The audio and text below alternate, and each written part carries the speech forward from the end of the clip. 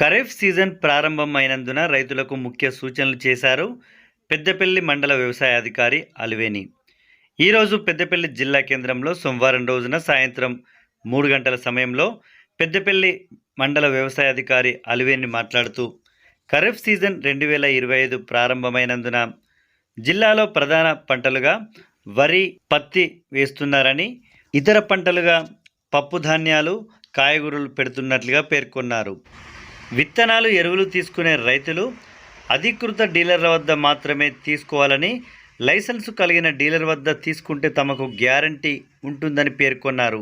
అలాగే ప్రతి రైతు ప్రతి బ్యాగ్కు బిల్లు తప్పనిసరి అవసరమని, అది పంట అయిపోయేంత వరకు వారి వద్ద బిల్లులు ఉండాలని పేర్కొన్నారు. తెలిసి తెలియక రోడ్లపై అమ్మకాలు జరిపే కూరగాయల ప్యాకెట్లు కొనుగోలు చేసి నష్టపోవద్దంటూ రైతులకు సూచించారు.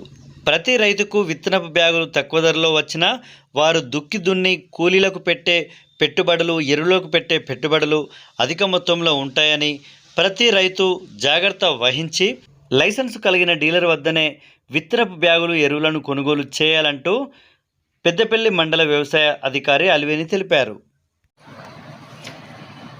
పెద్దపల్లి మండల రైతు సోదరులందరికీ నా యొక్క నమస్కారం తెలియజేసుకుంటూ, మనకు ఖరీఫ్ 2025 అన్నది స్టార్ట్ అయిపోయింది. రైతు సోదరులు ఎక్కువ ప్రధాన పంటగా వరి మరియు రెండవ పంటగా ప్రత్తి సాగు చేస్తున్నారు. వాటితో పాటు మొక్కజొన్న, అపరాలు అంటే పప్పు ధాన్యాలు కూడా సాగు చేస్తున్నారు. కంది, పెసర్లు ఇటువంటివి కూడా సాగు చేస్తున్నారు.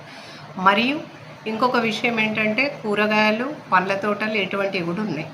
రైతు సోదరులు ఎక్కడ కూడా మనము కూరగాయ విత్తనాలు కానీ ఏ విత్తనం కానీ కొనుగోలు చేసేటప్పుడు ఇప్పటివరకు అయితే రైతు సోదరులందరూ రసీదులు తప్పకుండా తీసుకున్నారు ఏది కొన్నా.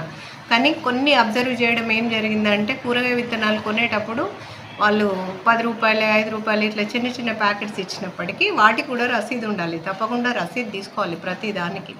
ఎందుకంటే మీరు సాగు చేస్తారు, ఏదో కొంచెం పెట్టుబడి పెడతారు, దానికి ఖాతా పూత లేకపోతే ఇబ్బంది పడుతూ ఉంటారు రైతులు. కాబట్టి దయచేసి ప్రతి విషయాన్ని క్షుణ్ణంగా అబ్జర్వ్ చేసి ప్రతిది ప్యాకెట్ మీద ఏముంది, అదేం విత్తనం, అది ఎన్ని రోజుల పంట, ఇటువంటి అన్నీ చూసి అధీకృత డీలర్లు అంటే లైసెన్స్ ఉన్న డీలర్ల దగ్గర మాత్రమే కొనుగోలు చేయాలి.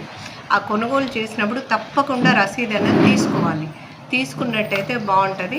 మనకి ఇప్పుడు కూరగాయల సాగు విస్తీర్ణం చూస్తే కూడా దాదాపుగా మనకు 500-600 ఎకరాల వరకు వస్తుంది. అంతటా కలిపి మొత్తం మండలం మొత్తం కలిపి దాదాపుగా రైతు సోదరులు ఈ విషయాన్ని కూడా విస్మరించకుండా తప్పకుండా బిల్లులు అధీకృత డీలర్లు అంటే లైసెన్స్ బోర్డు ఉన్న డీలర్స్ దగ్గరికి పోయి తప్పకుండా బిల్లు అయితే తీసుకోవాలి. మీరు కొన్నదానికి అమౌంట్ పే